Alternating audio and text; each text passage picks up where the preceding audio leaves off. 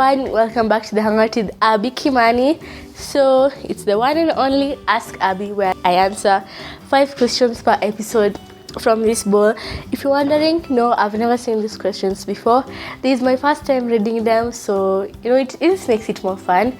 And yes, you can ask any questions that you have in the comment section below. I'd be happy to answer them. So let's move on to question number 1.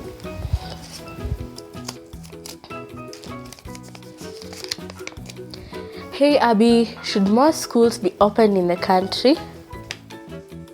I mean, I don't see why not, right? Education is power. Oh, knowledge is power. Oh my. Knowledge is power. And I think it would help because schools won't be congested as much. And I honestly don't see why not. So yeah, that would be a good decision because more people could go to school. Let's move on to question number 2.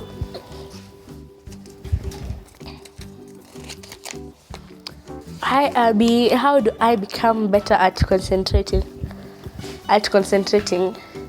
You're asking the wrong person. I am almost terrible at concentrating, especially when it comes to doing something like insha or composition. It takes me, depending, if I can take 40 minutes or 50. But let's say if it's homework, but if I don't concentrate, it can take me 2 hours. Not because I can't think of anything, but because I get distracted. I'm like, okay, nilidamka na kurauka asubuhi na mapema kabla ya. I'm like, wait, by the way, what's a figure with 6 sides called? Hectagon 7, heptagon 8, octagon.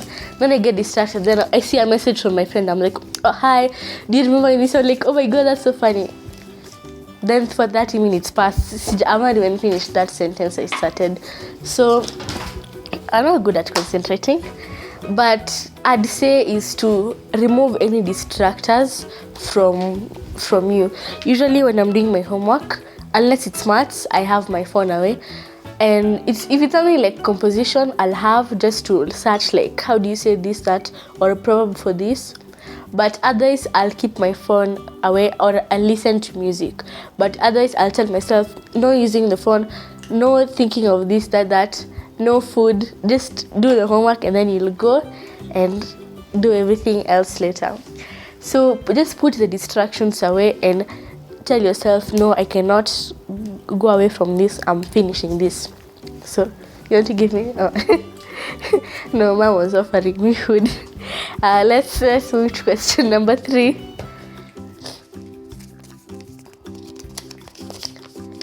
Hello Abby. This person wrote Haley. What steps can I take to fix my broken relationship with my parents?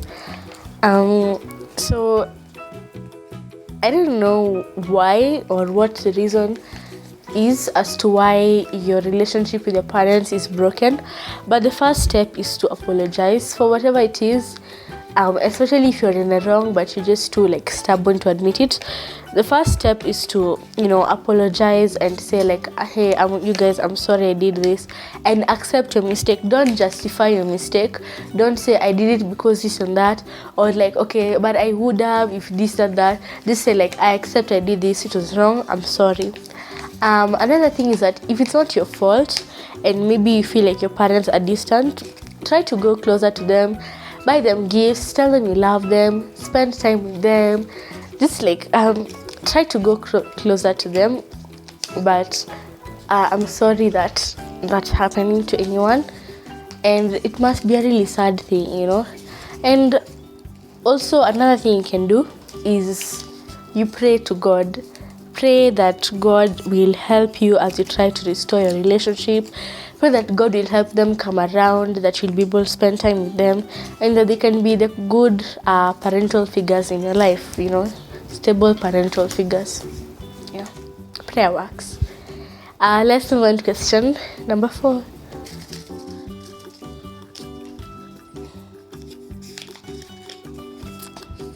Hi Abby, how you feel coming after me today? How can I stop procrastinating? I'm a master at procrastinating.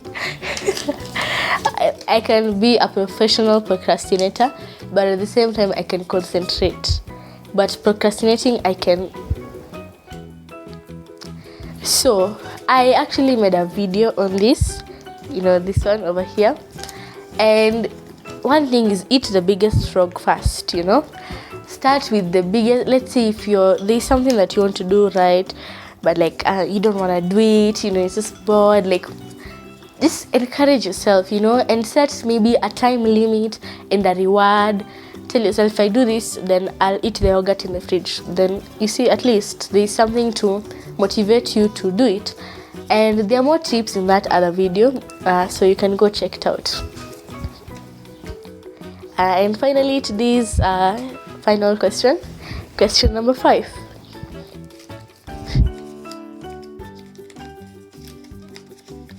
Hey Abby, how do we deal with misinformation on the internet? Now that's one question that I truly do not know the answer to, because misinformation is really, it's something bad. Because let's say you read on the internet that the blood is red because of this chemical reaction, and you go tell your friends all about it. Then years later, you realize it's not red because of a chemical reaction. It's because of this, that, and that. And you're like, oh, because you already told your friends, and those friends told other friends, and those other friends told other friends.